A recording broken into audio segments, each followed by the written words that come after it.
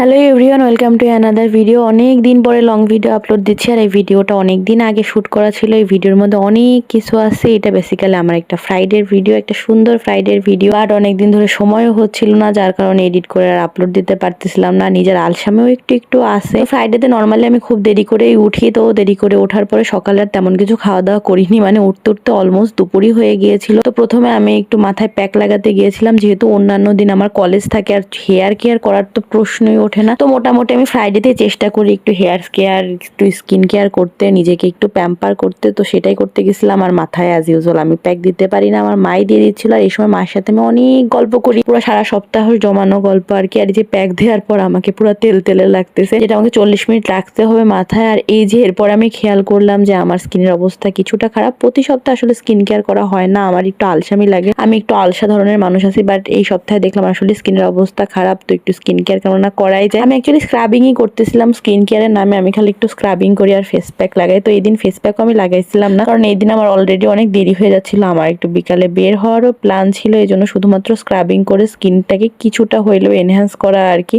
মোটামুটি skin care শেষে আরও কিছুক্ষণ ওয়েট করতে হয়েছিল, যেহেতু মাথায় প্যাক দিয়ে 40 মিনিট ওয়েট করতে হতো। তো 40 মিনিট কমপ্লিট হওয়ার পর আমি সাথে সাথেই শাওয়ার নিয়ে ফ্রেশ হয়ে গিয়েছিলাম, যেহেতু আমার অলরেডি লেট হয়ে যাচ্ছিল। আর ওই দিন একদম শাওয়ার নিয়ে ডিরেক্ট খেতে চলে গিয়েছিলাম, তার আগে যে কোনো একটা ক্লিপ নেব সে চিন্তাও আমি করিনি। কারণ ওই দিন বাসায় রান্না হয়েছিল ইলিশ মাছ, আর ইলিশ মাছ আমার মোস্ট ফেভারিট মাছের মধ্যে একটা পড়ে। ইলিশ মাছ বাসায় রান্না হলে আমার তো খিদা মনে হয় 3 গুণ 4 গুণ বেড়ে যায়। আর আমার মাথায় শুধুমাত্র খাওয়া খাওয়া আর খাওয়াই ঘোরে। তো ওই দিনও ইলিশ মাছ ছিল, ইলিশ মাছ ভাজি ছিল, ইলিশ মাছের ঝোল ছিল, ইলিশ মাছের মাথা দিয়ে মুড়ি ঘন্ট ছিল। সো এইগুলা দেখে আমার তো পুরো মাথা নষ্ট হয়ে গেছিল। তো একদম পুরো শাওয়ার নিয়ে ডিরেক্ট খেতে চলে গিয়েছিলাম। দেন লাঞ্চের পরে এই যে আমি রেডি হয়ে গিয়েছি। আমি মোটামুটি আগে উইকে 1-2বার ঘুরতে যেতাম, বাট এই ফাইনাল ইয়ারের শেষের দিকে এসে আসলে পড়াশোনা অনেক বেশি হ্যাট্রিক হয়ে গেছে, অনেক বিজি শিডিউল হয়ে গেছে। আর চাইলেও বেরোইতে ইচ্ছা করে না, মনে হয় যেদিন ছুটি পাই ওই দিন মনে হয় একটু বাসায় বসে বসে রেস্ট নিই। তো এখন ওই সপ্তাহে 1-2 দিন থেকে মাসে 1-2 দিন বেরোনো হয়ে গেছে। তো এই দিনও সেই রকম একটা সুন্দর দিন ছিল, আমি রেডি হয়ে বাইরে যাচ্ছিলাম। আর বাইরে বেরোই দেখি যে আমাদের ঘরের সামনে যে গাছটা আছে, ফুল গাছটা, এটা বেসিক্যালি আমার বাবা লাগিয়েছে। তো সেই গাছে ফুল হয়েছে, আর ফুল দেখলেই তো আমার মন একদম খুশিতে ভরে যায়। আমি পার্সোনালি ফুল অনেক পছন্দ করি, এবং ফুল দেখলেই সেটা ছিঁড়ে সাথে সাথে কানের মধ্যে গুজে ফেলি। আর ফুল কানে গোজার পরে পার্সোনালি আমার নিজেকে অনেক বেশি সুন্দরী মনে হয়। কার কেমন লাগে জানি না, বাট আমার নিজেকে অনেক ভালো লাগে। এই জন্য ফুল কানে গুজে অলওয়েজ আমি একটা না একটা ভিডিও করবই করব।